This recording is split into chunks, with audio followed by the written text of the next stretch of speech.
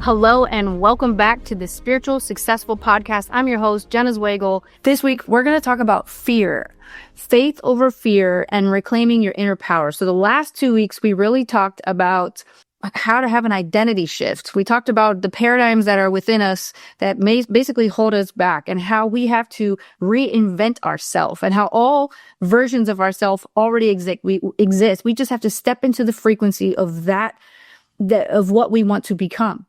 And this can happen so fast. Tony Robbins used to say, decisions don't take a long time. It's the leading up into making decision that takes a long time. So this week we're picking up from last week, and we're going to go right into fear, because I honestly believe that fear is the number one killer of success. It's the number one thing that holds us back consistently, and it shows up in so many different ways. You might not even know it's fear. It might show up as procrastination. It might show up as indecision. It may show up as, something like just small doubt that turns into bigger fears within us. And it could just be that silent voice inside. And I don't mean the spirit within, but that small negative roommate that's in our heads that's telling us to stay small, to live within limits. It's there to protect us, to keep us down so that we don't get hurt, right? And what I'm going to try to encourage you guys today is to squash the voice and honor the spirit instead, because the spirit within is seeking expression, and it's not our job as human beings to suppress the spirit. It's our job to open up and allow it to express itself through us. Okay, but just take a moment and breathe in. Inhale faith and exhale fear. And say this out loud.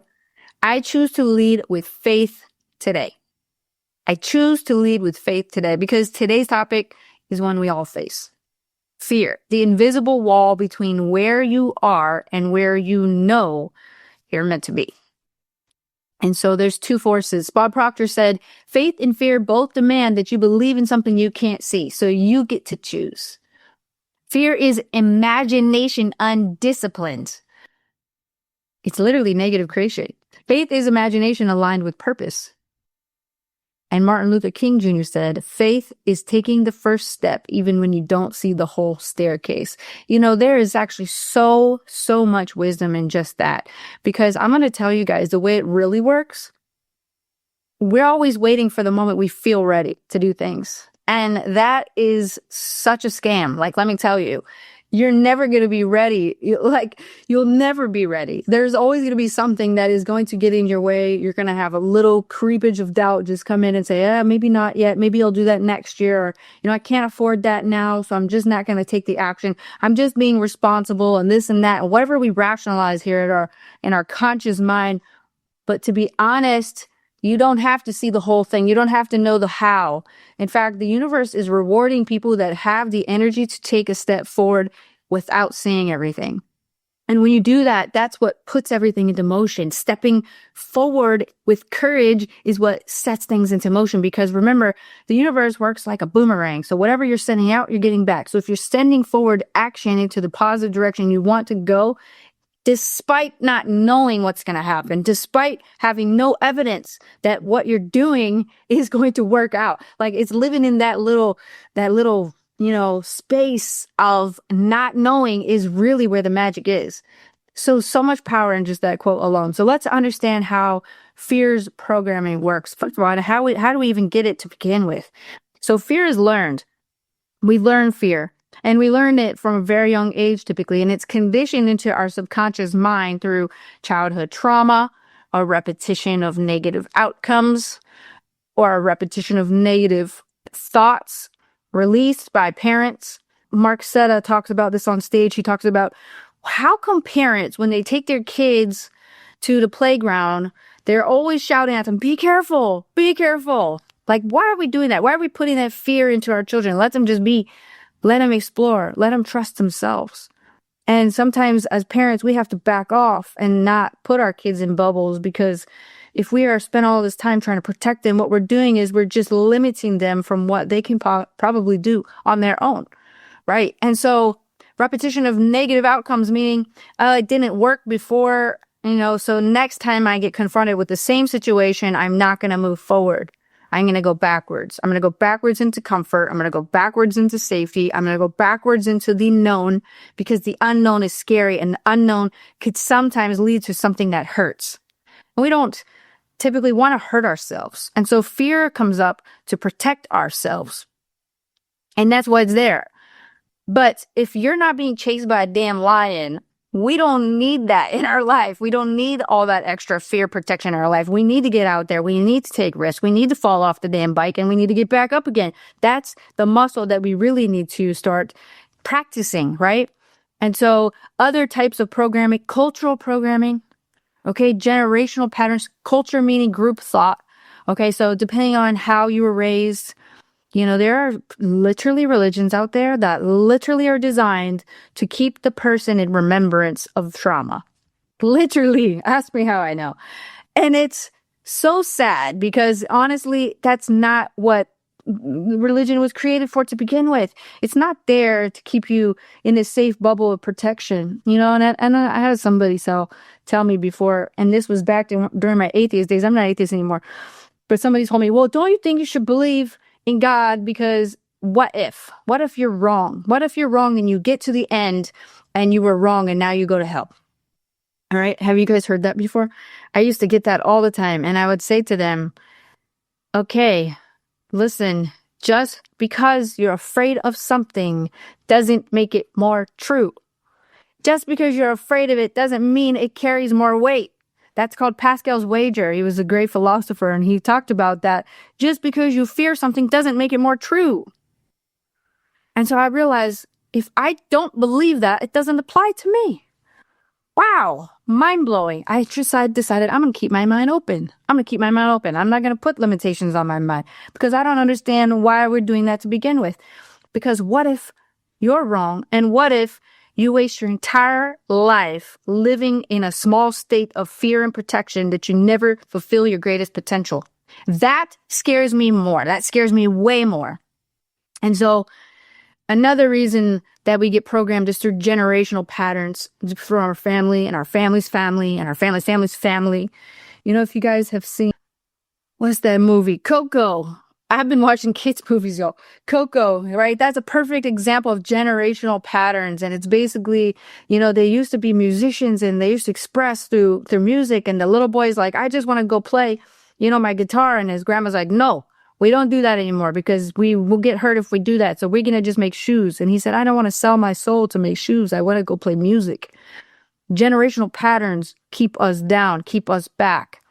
And it's not because of bad intentions. It's because of lack of understanding.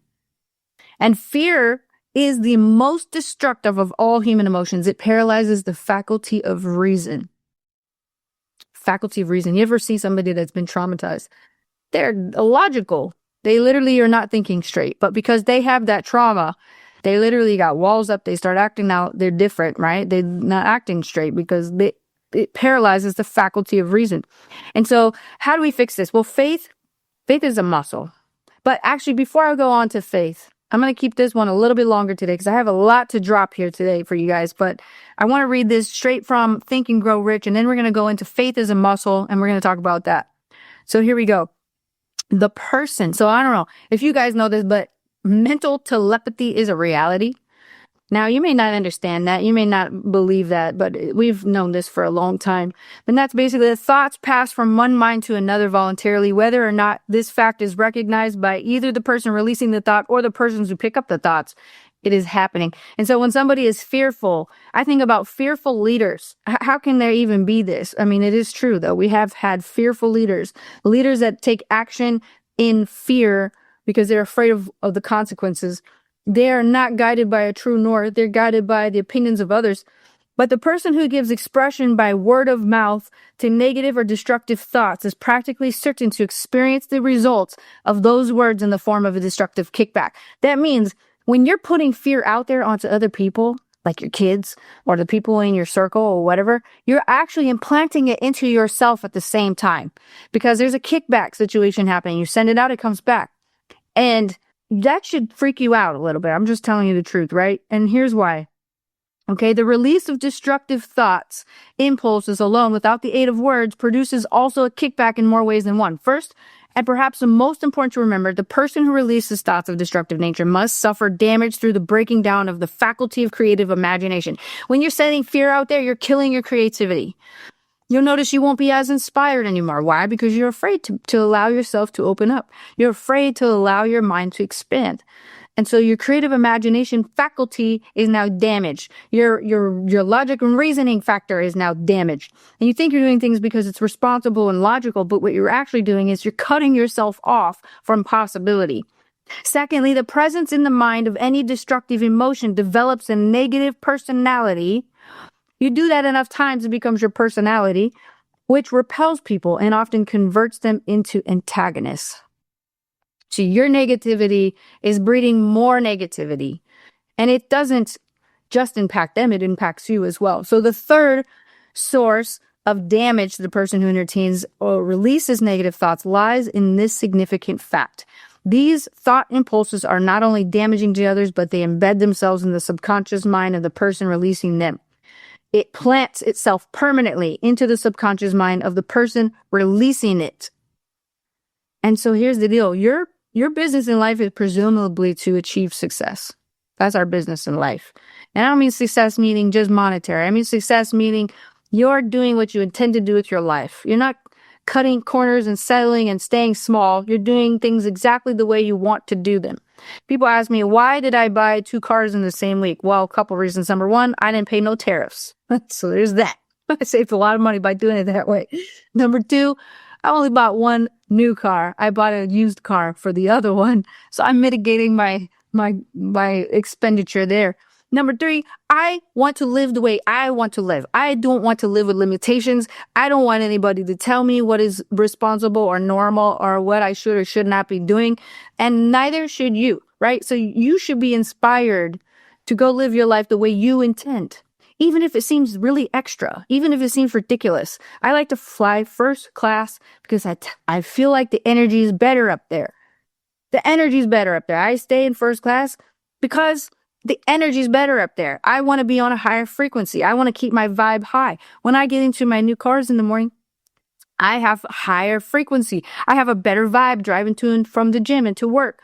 It raises my vibration. So because of that, I feel more powerful as a human being. I feel like I can tap in to the infinite much easier if I keep my frequency high. And so don't let somebody tell you that's ridiculous or that would never happen or that's illogical or your dreams are too big. Tell them to shut up. Because honestly, you get to decide that. Nobody else. Not your spouse, not your kids, not the people that think they know you. Because guess what? Starting today, you could decide to be a different person. It doesn't have to take a long time. You can literally change your personality overnight if you choose to. You can adopt the behaviors of somebody else just like that. You don't have to wait. Sure, it takes a training process. It's like, 1 step forward, 2 steps back, 2 steps forward, 1 step back. Yes, there's a process, but you can make the decision right now to be somebody of success. And so here's the truth. To be successful, you must find peace of mind, acquire the material needs of life, and above all, attain happiness. All of these evidences of success begin in the form of thought impulses, and you may control your own mind. You have the power to feed it whatever thought impulses that you choose. So faith is a muscle. Faith is something that you build. According to your faith, be it unto you. Matthew 9:29. You build faith by showing up, speaking up, and investing in yourself without needing evidence. Some people call that delusion. Well, then if that's the case, then I am batshit delusional, y'all, and I am okay with that because I live in the future. I don't live in the now. And so people look at me now and they think, well, you're not there yet. And I say, well, you don't have a good vision. I do. I know exactly where I'm going. And if you want to wait until I do it, then come back then. And I'll show you, right? But until then, I might be living in a state of delusion because it doesn't support where I'm at right now. But I'm okay with that because I understand how this process works.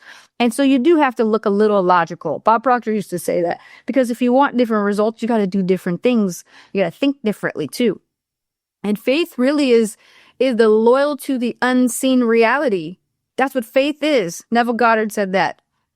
And so here's the role of the subconscious mind in all of this. Your subconscious mind can't tell the difference between reality and what you vividly imagine. So visualization equals reprogramming. And so I'm always in a state of my vision. I'm always thinking about where I'm going. I'm always thinking about what steps I need to take to get to the next level in my life. And my subconscious mind doesn't know that that's not true. And so it must move into form. It is law. Whatever I plant in my subconscious mind must be carried out. I will start taking actions. The right doors will begin to open. The right people will start to show up. That's how the process works. And it happens every single time with precision.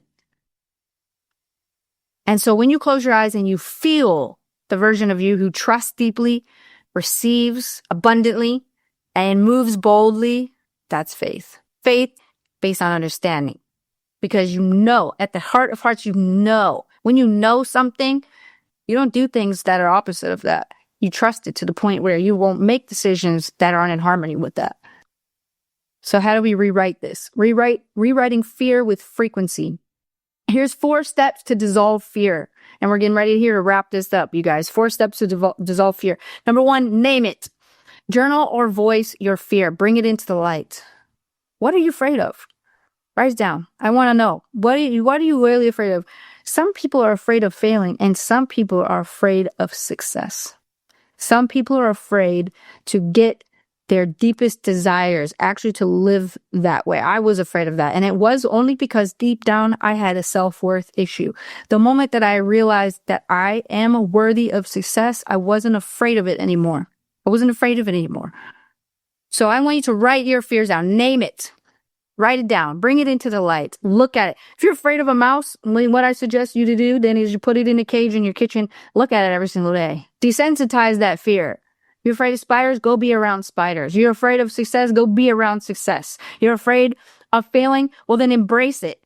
Because that is literally part of success. You cannot get to success without failing. So you might as well just accept it as part of the process. All right, that's number 1. Number 1 is name it. Number 2, reframe it. Ask what fear is trying to protect you from and flip it. Okay, I understand I am afraid of this because, but I no longer need to be afraid of it because I realize it's holding me back. Reframe it. Ask what fear is trying to protect you from it and flip it. Number 3, override it with affirmation. Speak your daily affirmations. I walk in faith. I trust my path. I am guided, protected, and supported. Fear is a signal, not a stop sign. Say those things to yourself every single day. Number 4, lastly, take aligned action. Fear loses power when you move forward.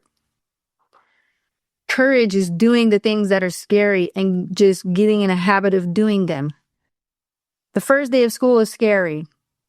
But the second day of school is less scary. And the 5th day of school is not scary at all. And by the end of the year, you're so comfortable having a great time. You're just acting crazy because you're now your full self, right? The more you do it, the less energy it has to control you. Fear loses power when you move forward. You do things scared. Do them scared. You do that enough times, you won't be scared. You'll understand. Okay, so frequency, anchoring, journal prompts I want to leave you with. I want you to think about this and replay this if it's moving too fast. But what is one area of your life where fear has been steering the wheel? I want you to think about that and maybe journal about it. Okay, and what would faith look like in that area? So if you did the opposite, so if you're thinking about what area of your life where fear has been steering the wheel, what would it look like if faith were in charge there instead? I want you to think, if I fully trust this process, what would I do next? That is literally the shortcut, is just trusting this process. If I had just accepted what Bob Proctor and my mentors before me were saying were true, if I accepted it sooner, I would be successful sooner. But my own self-doubt, my own drama, my own ego is what got in the way that delayed the process. So if you fully trusted this process, if you go into this and you say, you know what, I accept it, I'm going to just do it, I'm going to think it, I'm going to believe it, I'm going to be it. If you fully accept it, then what are you going to do next? And last, what proof do I already have that I am supported? Maybe there's a time where you thought, there's no way I can pay the rent, and then something happens and you were paid the rent. Have you had things like that happen in your life? What proof do you already have that you are supported? Start looking for that. And so let's do a closing activation here. This is your declaration. I'm going to just leave this with you guys here today. Repeat after me, whether in your mind or out loud. I am not my fear. I am the presence of power. I walk by faith, not by sight. I lead from vision, not from doubt. I am safe to rise. I am safe to succeed. I am safe to shine. I choose faith over fear today and every day. Today and every day. One of my favorite quotes is from Joseph Campbell. He said, the cave that you fear to enter holds the treasure that you seek. You are here to walk in faith and build a reality that fear told you was impossible. So thank you guys for hopping on today. I really appreciate each and every one of you. God bless, and we will see you on the next podcast.